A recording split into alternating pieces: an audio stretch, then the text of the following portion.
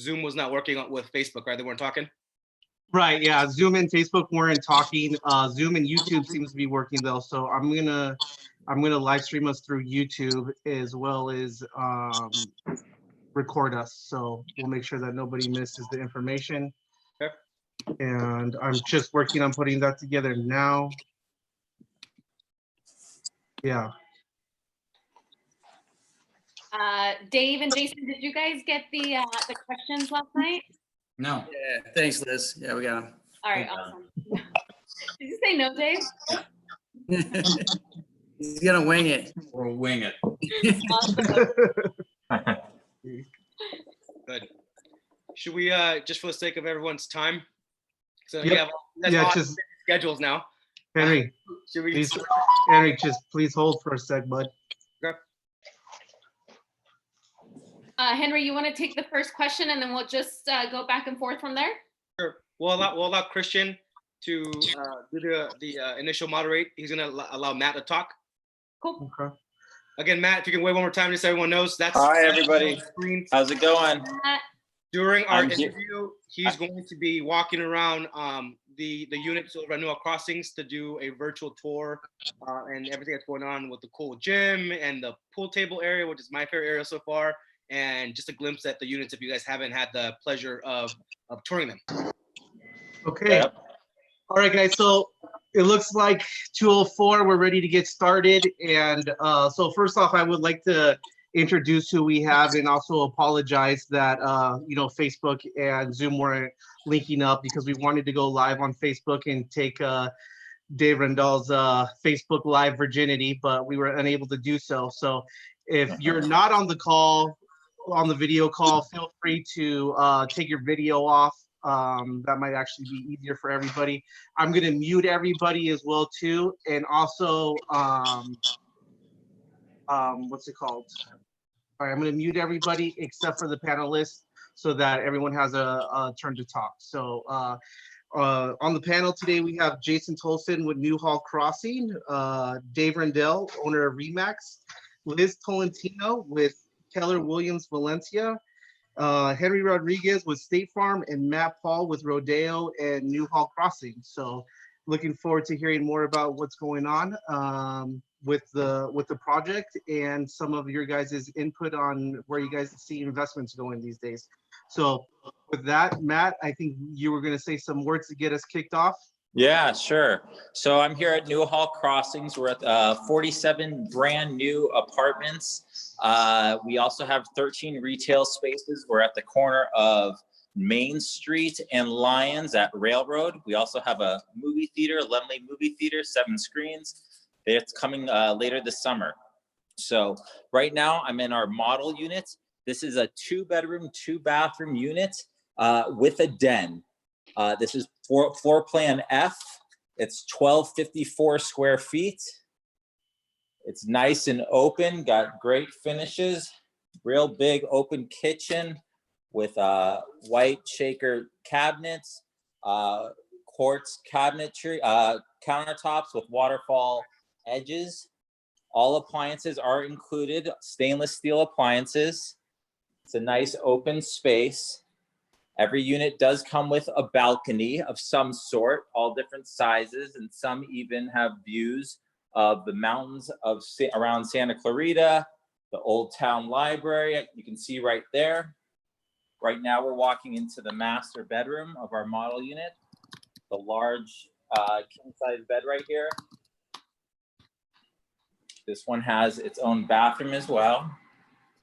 It's all en suite with a backlit mirror, walk-in closet.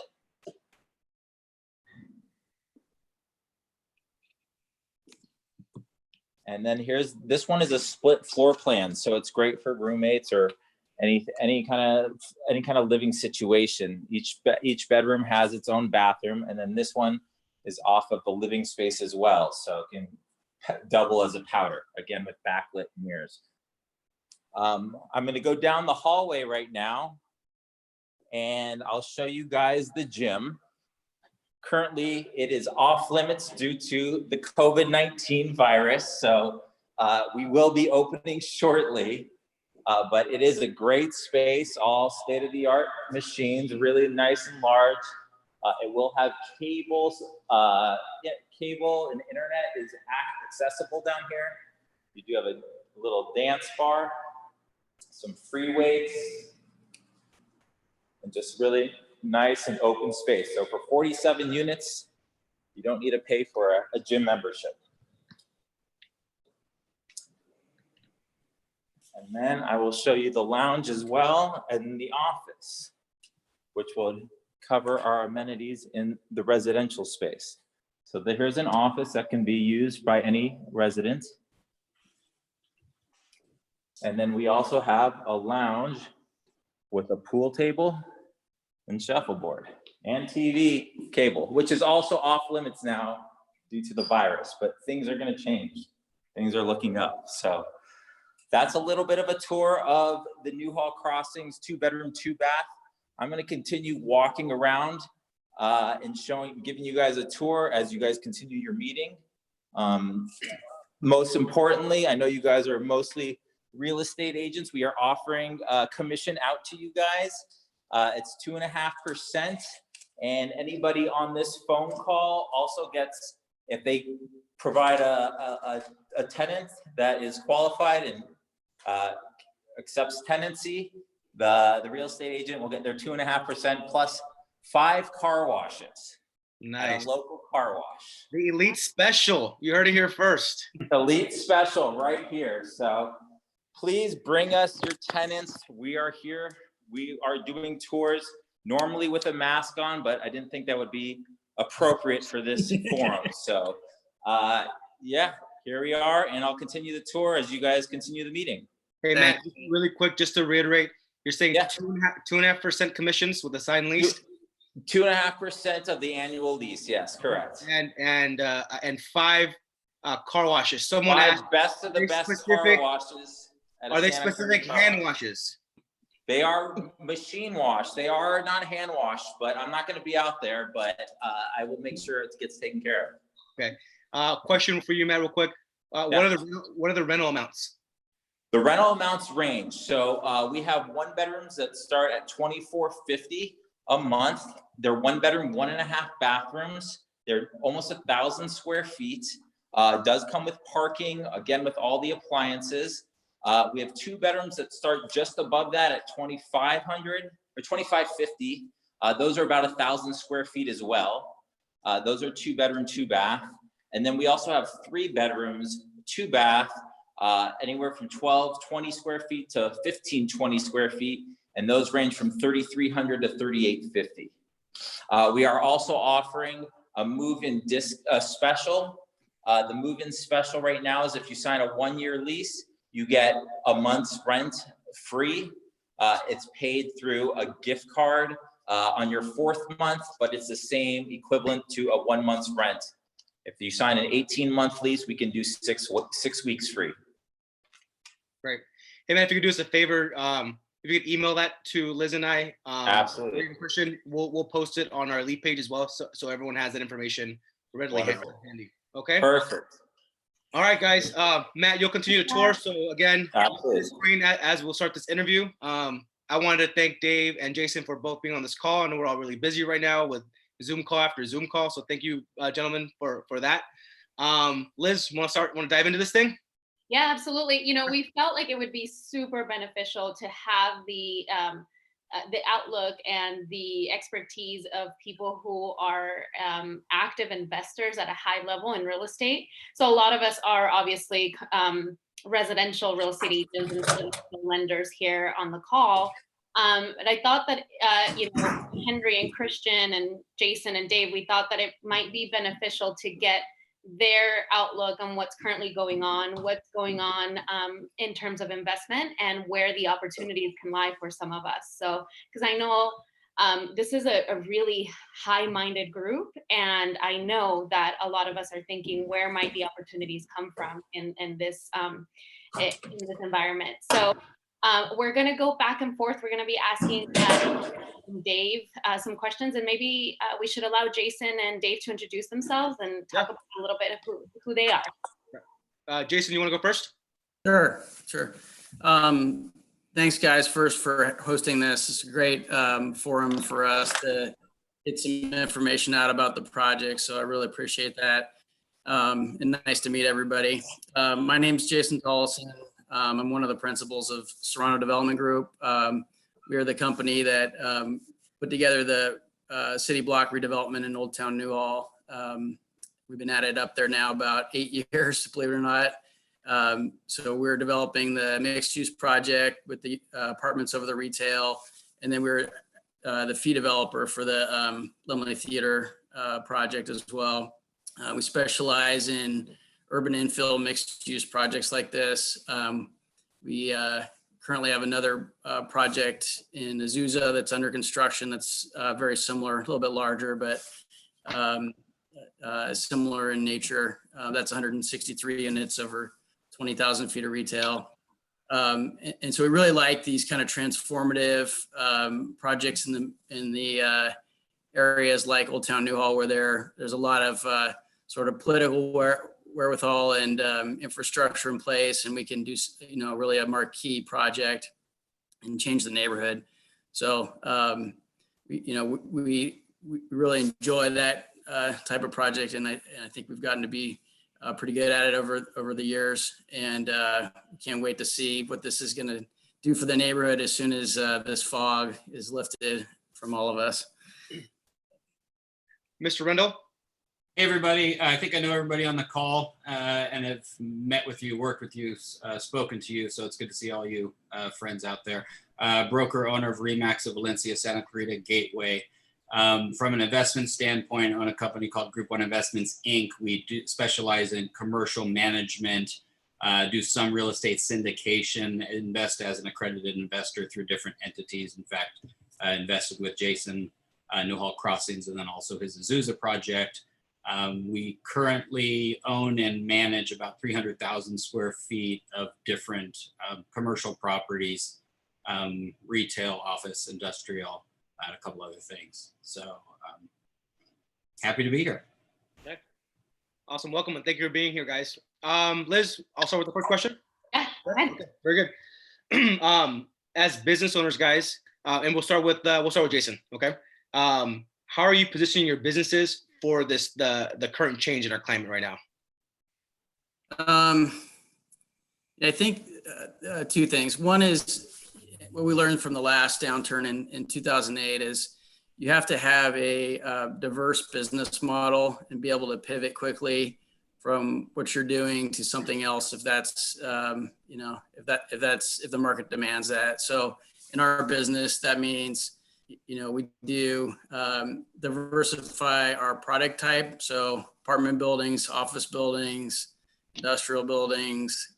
We did one hotel, just things that are, kind of counter-cyclical to each other. So there's always something to do. And then the operational part of the business being diverse helps, for example, we act as a general contractor sometimes, fee developer, sometimes investors, sometimes we do even fee for service like construction management work. In the last down cycle actually is where I met our primary investor on this project. We remodeled his car wash in Sherman Oaks, is Matt's father. So, you never know where this stuff is going to take you. And, every new relationship and job you can develop when things get tight is, can pay out big. So that's one part. The other part I'd say is the economic deck is going to be reshuffled if this gets worse. And so just having some cash reserves or dry powder to capitalize when, projects get in trouble. I think there's a big opportunity for transferring wealth that way. So we're trying to, get set up for that in the event that this, that the downside effects of this COVID-19 virus, really become dramatic. Great answer. Dave, same question to you, my friend. How are you positioning your businesses? I know you're in restaurant and escrow and real estate. How are you positioning yourself and your businesses to the current climate? So I'll touch base on all three. I'll talk as a property owner, and then let's say a business owner as a restaurant, and then also a brokerage. So one thing Jason said is obviously be nimble. Cash is king. Deleverage when you can. So starting with properties, luckily most of our properties are in very good operating positions. And so we have solid operating accounts, so we can deal with rent abatements, rent deferment requests. So for example, we have a retail center in Glendora. Well, 4 out of 6 tenants have requested deferment. Luckily, we're in a solid position on the property, so we can kind of work through those issues with them. From a restaurant standpoint, you do have to make decisive decisions out of the gate.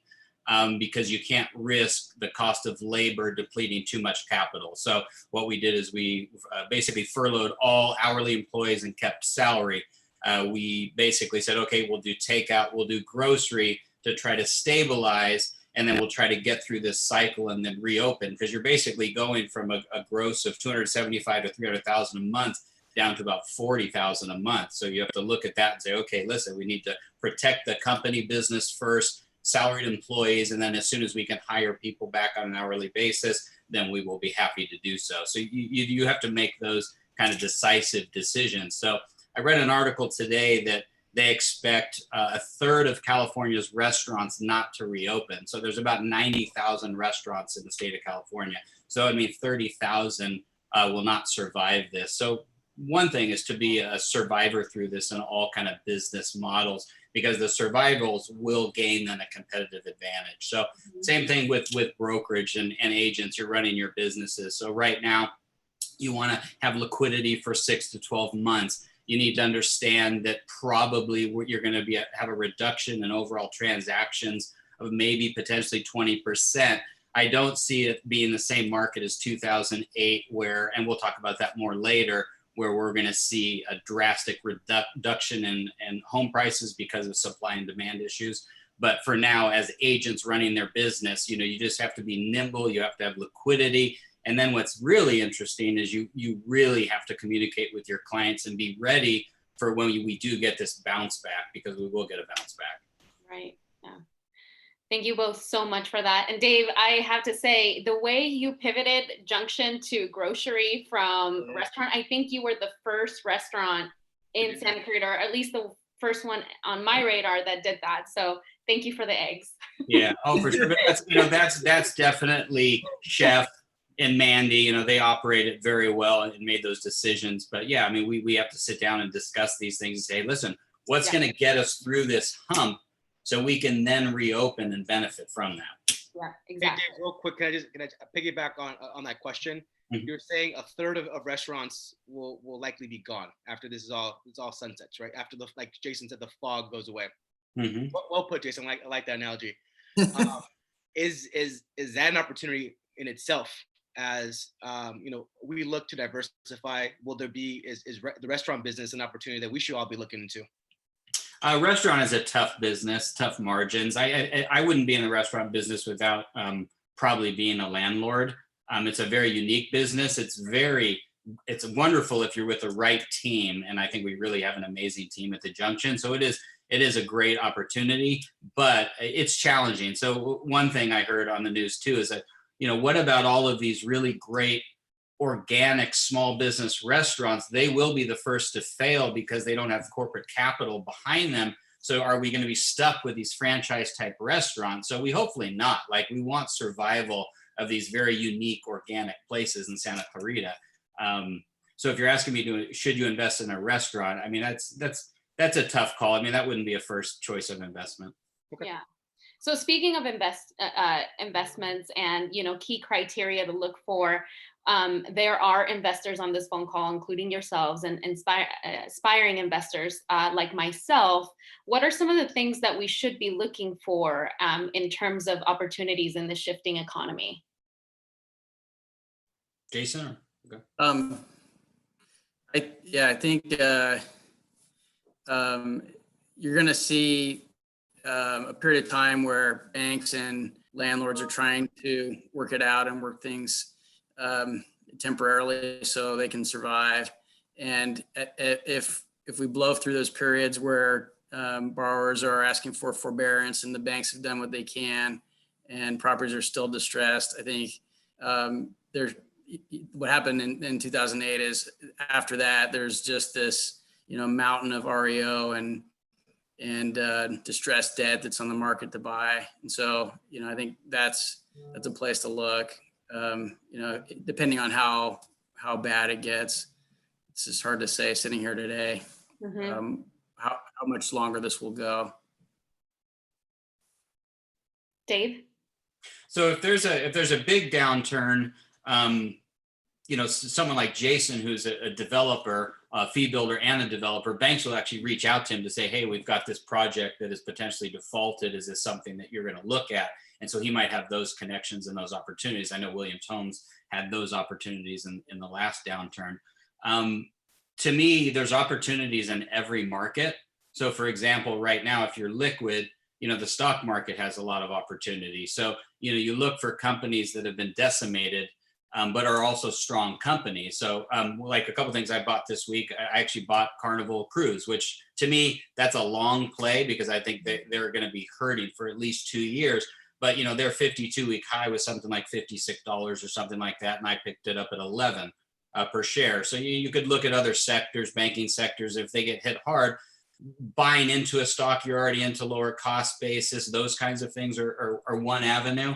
But I would still say don't do too much of that. Make sure that you're still liquid. From a real estate standpoint, I think generally, obviously, small business and retail is going to get hurt. And so you have to look for those opportunities down the road. One point just on pure investment, and I'll just make a quick point. I don't care what market you're in. The investment that you choose should not be based on speculation and appreciation. So your pro forma assumptions should be conservative, and the investment should make sense in almost any market. And if it doesn't, because this is what happened back in the last financial debacle, is people were buying on speculation. They weren't buying to cash flow or return on investment. They were buying to say, hey, listen, I'm going to buy this new construction. 6 months later, I'm going to sell it and I'm going to make this amount of money. That's speculation. So when I was doing short sales, I met with people that literally, I'll give you an example. 2 people were nurses. They lived in Westridge and they had 8 condos because every time they bought a condo, they pulled out equity and bought another one. None of them cash flowed. So leverage can benefit you in a great market, and leverage can absolutely kill you in a downturn. And so you never invest in something that doesn't have a reasonable return on investment without appreciation, in my opinion. Awesome. Great answer, Dave. I'm glad that you bought some of these cruise lines, because I bought Royal Caribbean not too long ago, about 2 weeks ago. And I've done long-term hold there, at least a couple of years. Long-term. All right, next question. So I was too young, and so many folks in our league group were too young in the last downturn, right? I'm hoping for this downturn right now.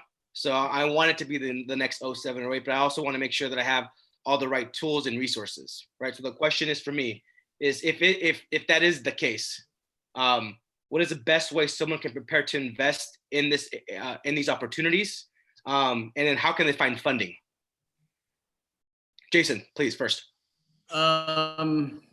Save your money is the first thing. So you have something to, stability to act. And I think also now is the time, if you're serious about it, to try to align yourself with people that, have kind of been waiting for this and have money to invest. So we're starting to do that now. It relates a little bit to your last question, but also this one. Another thing I want to say about that is quality of income stream is really important. So, look at that carefully when considering investment opportunities. For example, we have a bunch of properties we develop for government agencies. And so, AAA credit, they're going to pay their rent. You're not going to get rich doing it, but it's a good hedge against times like this. So right. I think when you're evaluating opportunities to invest in now, that's a key consideration. So I would say to prepare for capitalizing on those, I think you just get your ducks in a row, put a group together, figure out where you think the opportunities lie, articulate that business plan to your investors, and then get ready to ramp up when those really come to fruition. So it's more of the leveraging of the relationships that you have.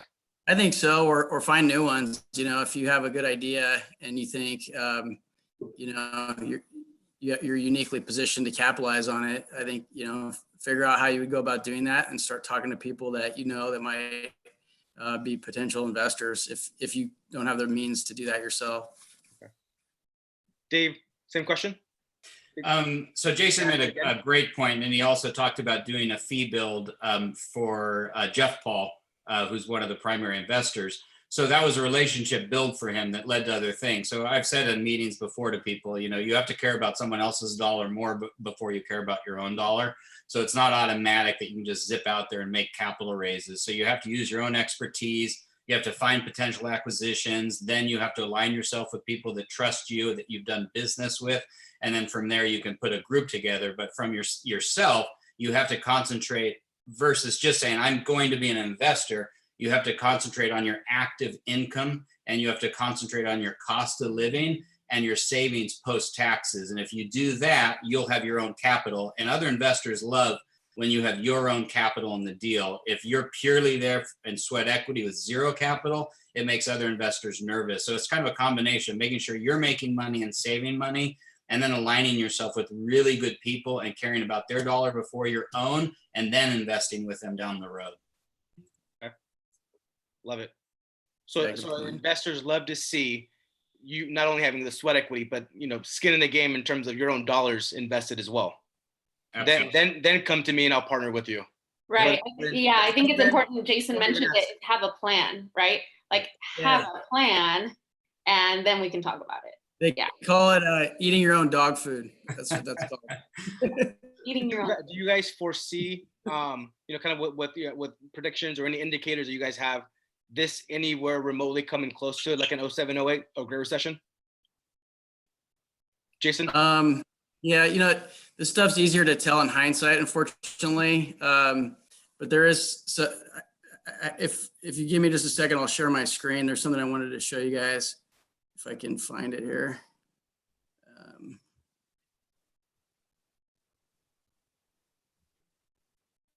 Sorry, just 1 second. Did you take my question, Henry? No. Oh, did I? I think you did. It's okay. I'll get the other one. I'll get the next one. Anyways, I can't get it up, but something I saw the other day on a broker opinion of value we had for Newhall Crossings about the market made me nervous, and it has to do with affordability. It had LA as the highest market MSA in the country in terms of rent relative to people's incomes at 48%. The national average is 30%, and that's for rentals. And there's a similar chart in for wage growth relative to home prices in Santa Clarita Valley. And so fortunately, interest rates being low has kind of been a hedge for that disparity. But I think, you know, the minute you lose that effective subsidy for home prices, you're going to have a problem. And so interest rates in the short term aren't really in any danger of going up. But I do think that you know, we as developers and policymakers in California are making it's getting more and more expensive to you know, have an apartment or have a home, and relative to how much money you make. So I think, you know, watching that trend, I think is you know, something that I think we should pay attention to. Okay. Dave, same question.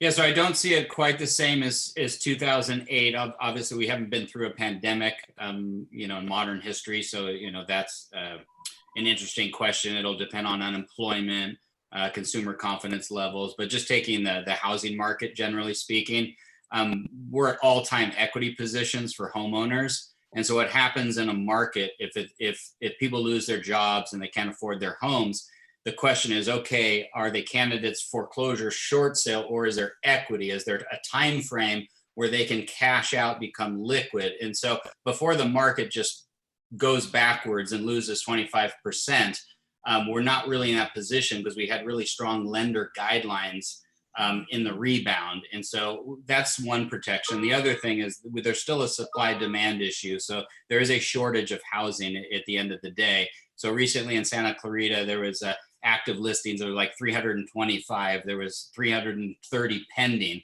So you had more pending than active listings. We have about 300,000 people in Santa Clarita. For a normalized market, you need about 900 to 1,200 listings. So that protects as well. So, the dance between buyer and seller and markets changing have a lot of different factors. I could see a potential that, the market goes down maybe 10%. And that's based on looking at our rebound, not really as a V recovery. I don't think we're just going to just completely rebound in Q3. And I don't think it's going to be a long U recovery like the Great Recession was, but it's maybe somewhere in between. So I do think that, yeah, there's going to be some interesting potential for housing to have some reduction and maybe some investment opportunities, specifically maybe on the commercial side. But residential in Santa Clarita, I don't see a massive reduction in median price, but I do see a reduction in overall transactions this year specifically. Yeah, for sure. You're thinking that commercial may take a bigger impact than residential once it's all said and done? Yeah, I think there's going to be a lot. I think cap rates have been so compressed for so long. And I know Jason will tell you as well that it's real estate's so expensive in California.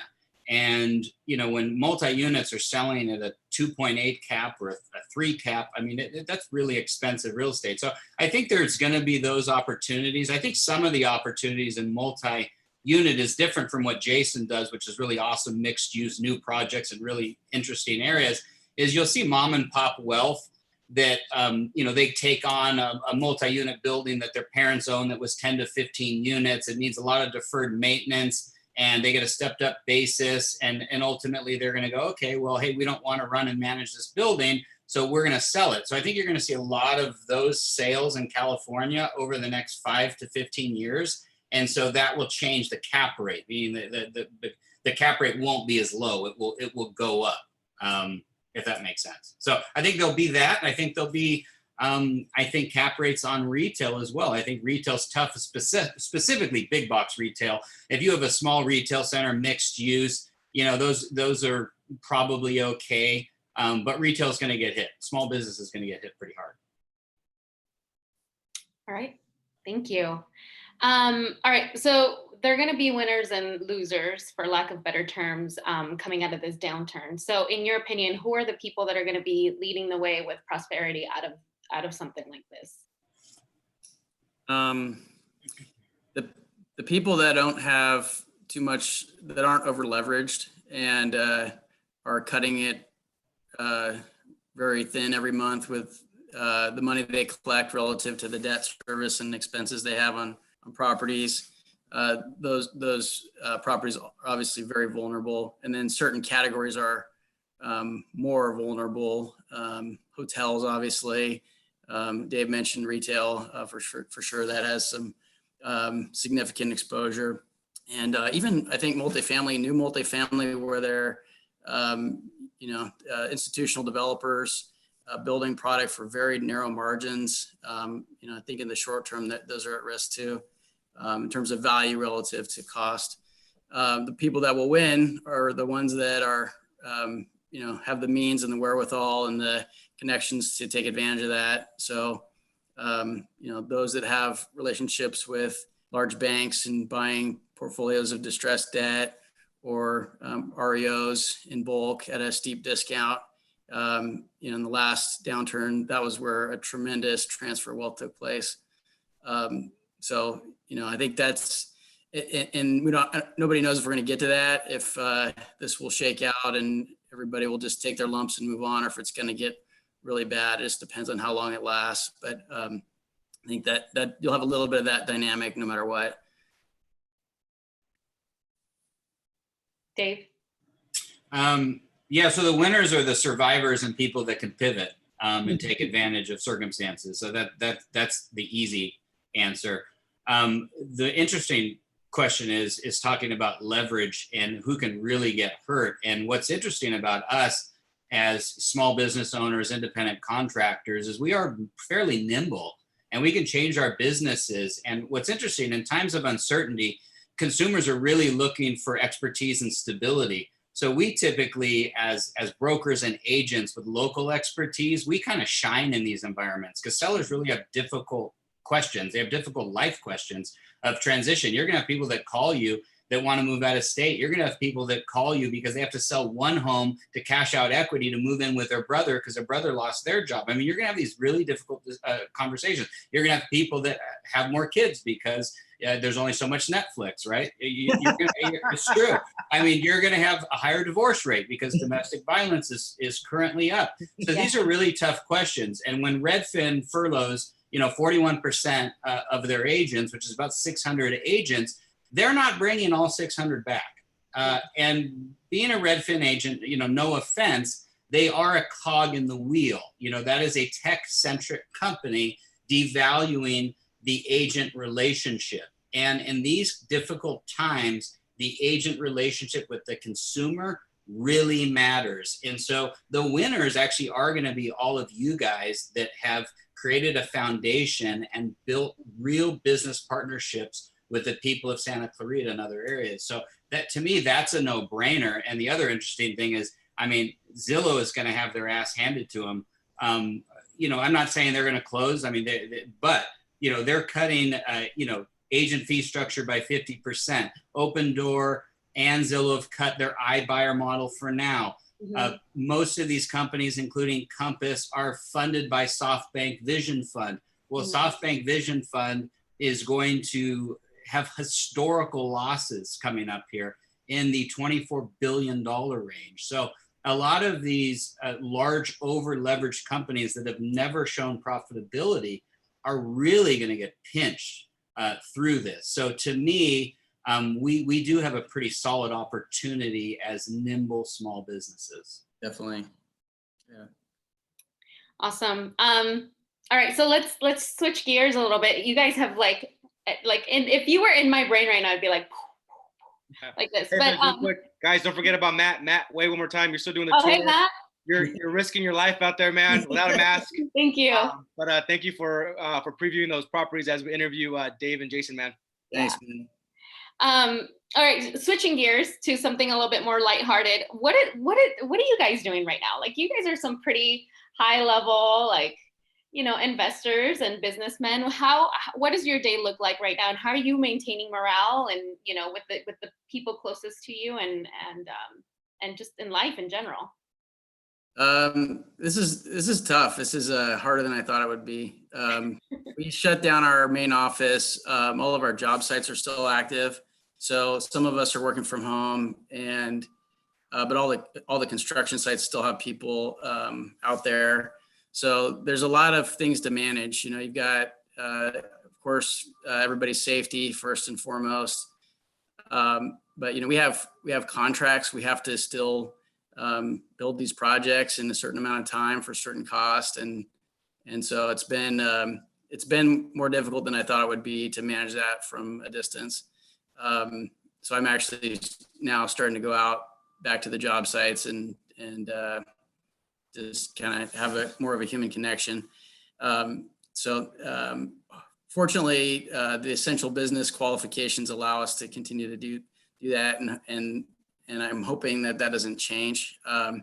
But cities have been cooperative, doing plan check and inspections, and things are moving along for now. In terms of just like my personal routine, it has been just getting up at the same time and shower at the same time and try to make a real work day out of it every day, and continue to connect with people and try to move things along.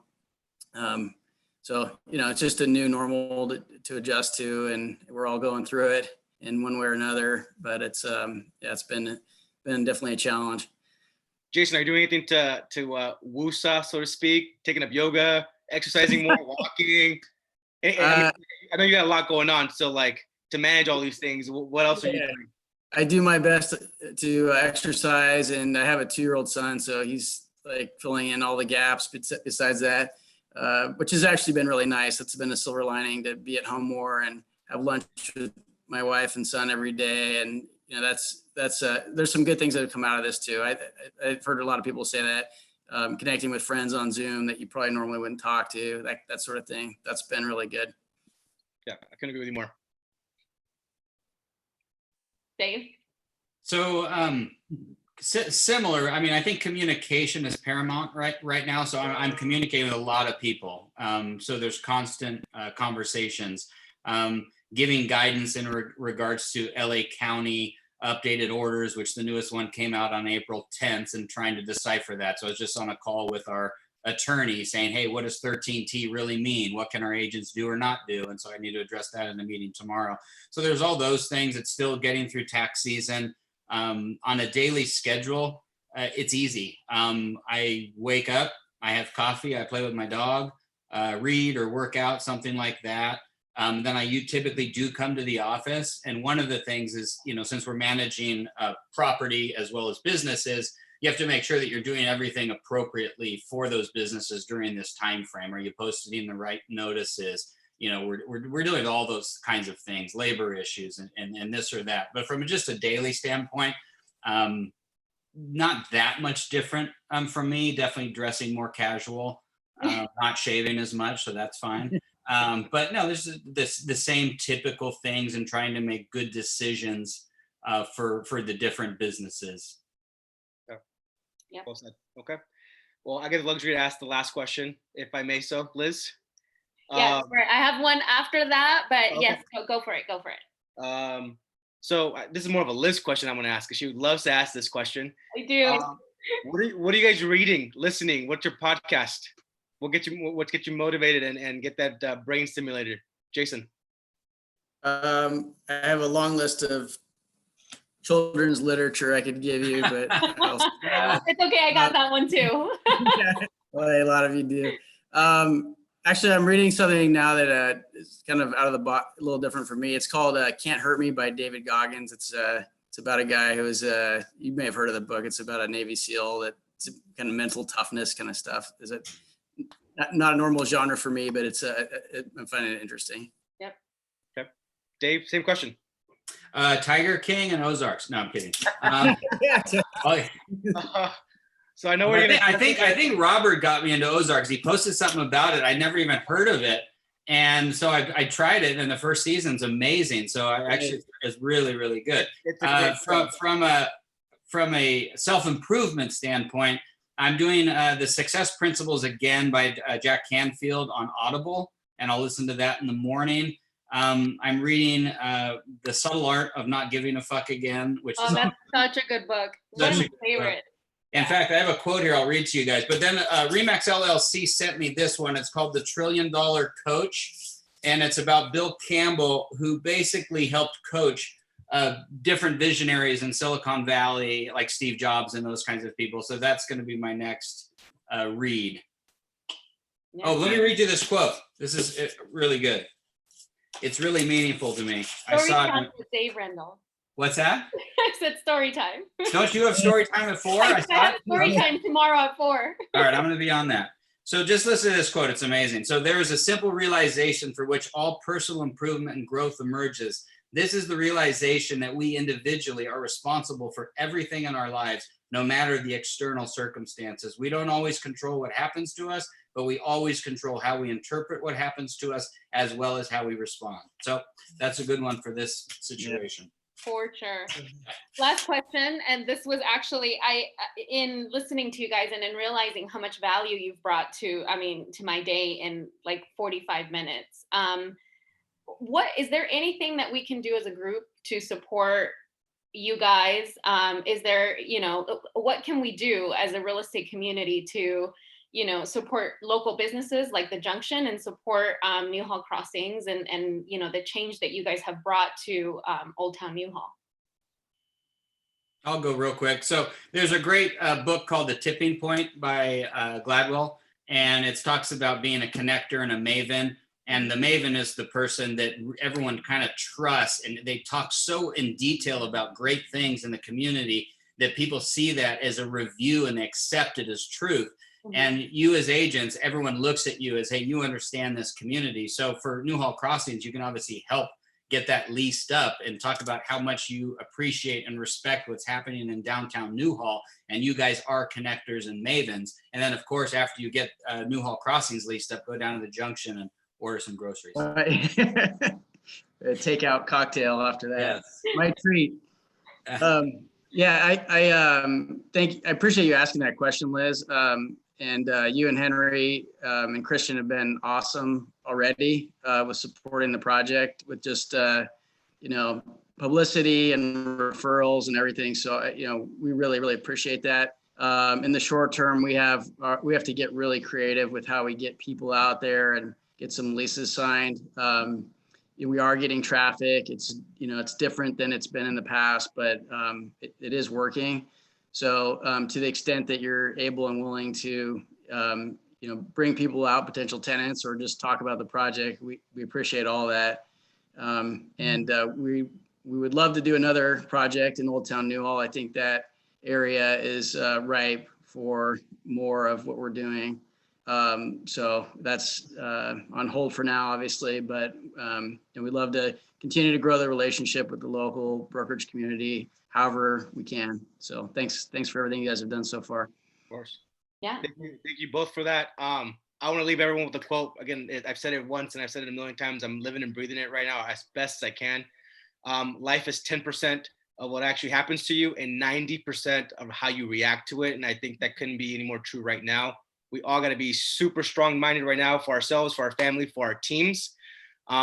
That being said, align yourself with the right people. I'm blessed to, align myself with people like Jason and Liz and Dave and Christian and all of you guys here at Elite.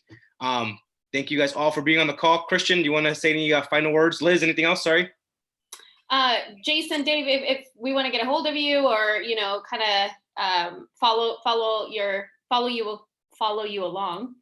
with you, how can we do that? Jason?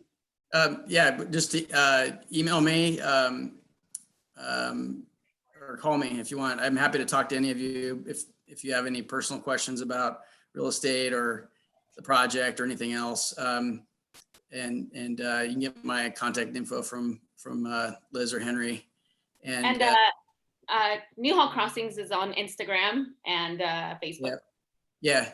There's lots of ways to get in touch with the project. There's a website. So in all those social media pages. So yeah, I'm easy to find and happy to talk to anybody in the group.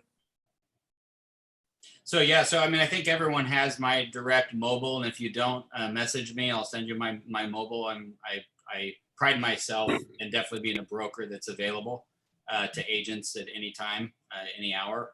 And I appreciate all the friendships that we have in this community. It's a growing town, but it is a small town feel, and it feels like everyone does know each other. So I'm available. I'm easy to reach. Email, cell phone, whatever works for anybody. Together, certainly stronger, right, Dave? Absolutely. Liz and Matt, do you want to say anything in last words, buddy? I think he's on mute. Can you unmute him, Christian?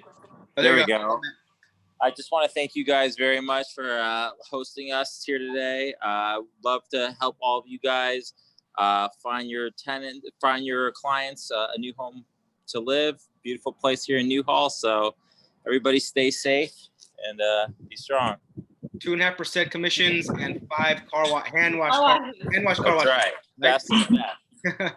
All right, Christian, any last words, buddy?